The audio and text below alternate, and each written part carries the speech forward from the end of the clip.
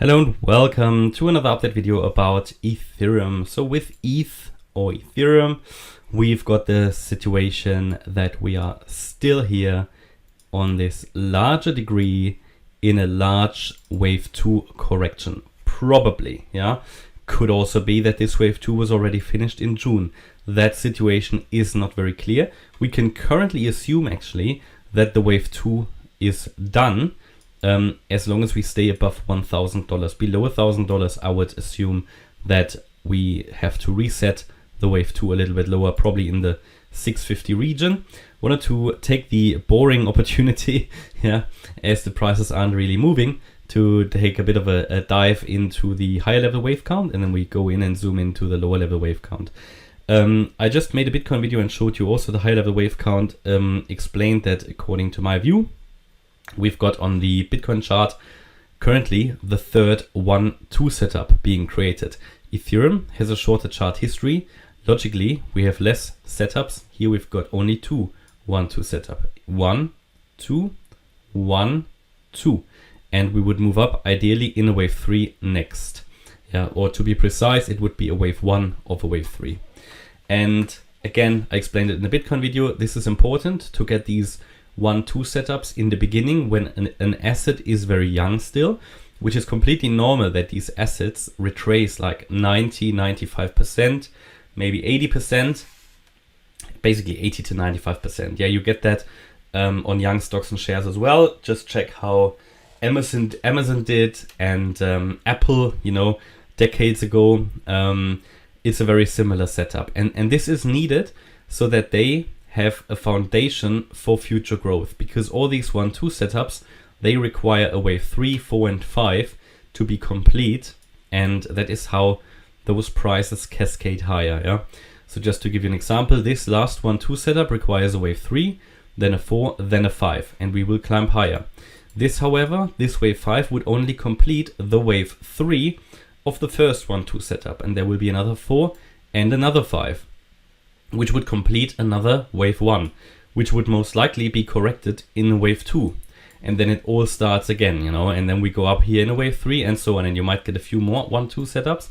And that's needed to create this foundation for future growth, that these assets can reach, you know, $20, $30, $40,000 at some point in a few years, maybe even higher. That is what the current setup would suggest. So if we now zoom in a little bit here, still on the daily chart, we can see the 1-2 setup here, the most relevant one that is going on at the moment. Again, possibly already done, but we don't really have the confirmation yet. It's an assumption. We can say that off the March 2020 low, okay, now here we had a small 1-2 setup, but that doesn't really count to the high level ones. But here in March 2020, we moved up in a wave 1 and came down in a wave 2. And again, this could have been finished at 880. And this is all part of a so-called expanded flat, A, B, C, where this is a very clear 3-wave move up. That's this on the Ethereum chart. This looks even clearer than on the Bitcoin chart. This 3-wave move, A, B, C in a B wave, and now coming down here, yeah, to the downside in a wave 2. Again, could be finished. So that's a little bit unclear. We have certainly in this move down here in June, we've done what we needed to do, because the important aspect of such an expanded flat is that the C wave goes below the low of the wave A, which it did. And if the B wave is an overshooting wave. Okay, so assuming the wave 2 was already in here, which is different to the Bitcoin chart, and again, not guaranteed, but we can currently assume it as long as we hold above the $1,000 level. In that sense, the Ethereum chart is a little bit more bullish than Bitcoin, because here we don't necessarily need to get another low. It's possible in the 650 region, but we don't need it. Bitcoin, I think, needs one. Okay. It doesn't need one, but at the moment, Bitcoin's chart structure would suggest we'll get one. Okay, so here then the assumption is at the moment that off the June low this year, we created a wave 1, and we're now coming down in an ABC correction in a wave 2. We would then ideally move up in a wave 3 that could take us to $3,000. That's actually quite a bullish setup. It was even more bullish. However, it got messed up a little bit here due to the FTX issues. We had a bit of an external influence here that didn't really change the scenario, but distorted everything a little bit. Okay, and that obviously had an impact on market sentiment. And in the end, market sentiment is exactly what we read in these charts. So all the fib levels are the Elliott waves that are used. They are all just a mathematical representation of market sentiment. So interesting what I saw here a few days ago. We can actually draw a trend line here. Not sure how relevant that will become. Don't actually know if this will. No, this doesn't. Depends on. We need to be a bit open here. Yes, normally we need 3 touch points with a trend line, but it's quite an obvious one. So I'm just curious what happens if we reach that area here around 1450. Could very well be we reach it, then bounce off and come down. Okay, but this is sort of the lower level wave count here, still on the daily chart. Important to understand is that this move up off the June low was not clearly impulsive. Could also be counted as a diagonal pattern and therefore also as a correction. Anybody, don't want to really explain this, but anybody who's familiar with Elliott Wave will know what I mean. And I did explain it in previous videos. It just means roughly that in a diagonal pattern where you have a lot of overlaps, it's the internal subdivisions don't really work out that well in terms of an impulse, and the fib levels also aren't ideal. And therefore this move up could, in the worst case, also be just a corrective move up, a 3-wave move, and will now come down in 5 waves.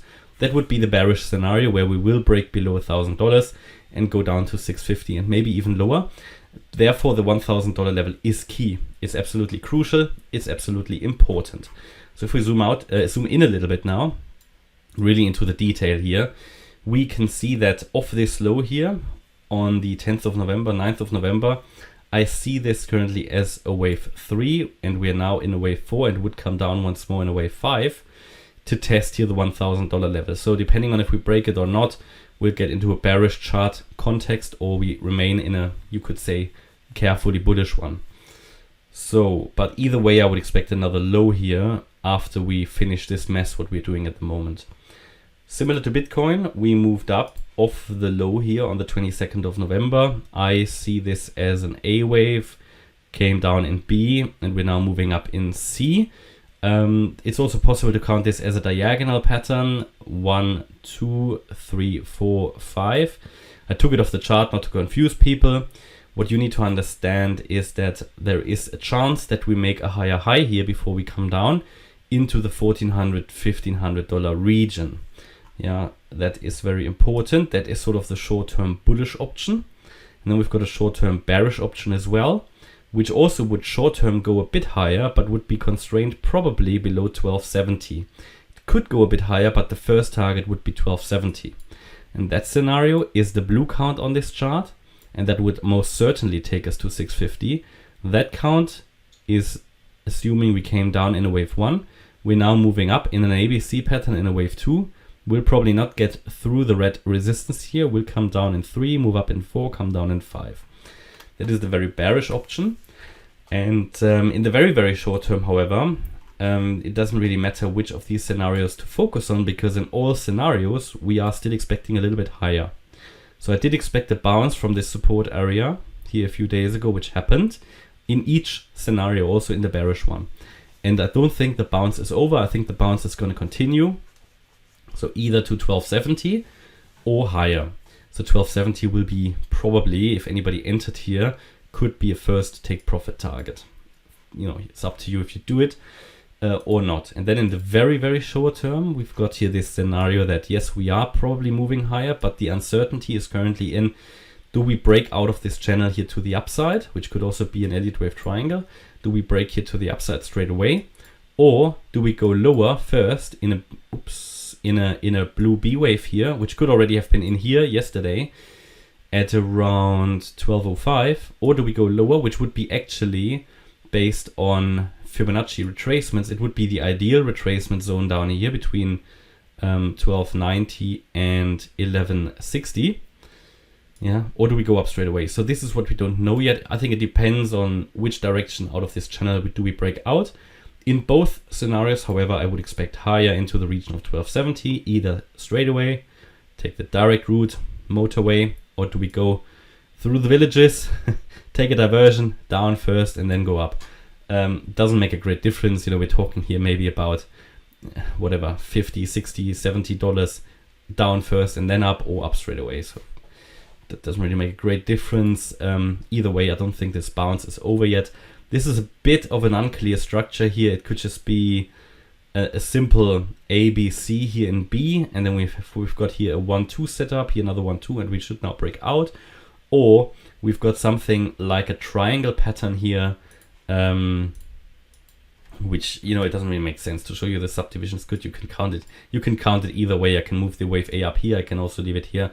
That's actually both possible. I checked it. Yeah, it's a bit, and then we can say A, B, C, D, E in B, and then we would break out now as well. So it doesn't really, you know, but you can interpret the triangle either way, and that's the uncertainty here in the very short term. However, it doesn't affect the higher level scenario. So please understand that, and we just need to wait here for the breakout. To the downside, in my opinion, very relevant, the 1205 level would then send us probably in the white area, or to the upside here, the first level that's relevant is around 1220, and then we've got the 1226 level. And we're getting closer to that, so we're currently testing resistance here, and I think if we want to break out, it would be a good time now. We'll see. I keep you updated about Ethereum. I hope you liked the update. If you did, please hit the like button, leave a comment, and subscribe. And if you really like the content, then please check out the channel membership. Thanks a lot for watching. Bye bye.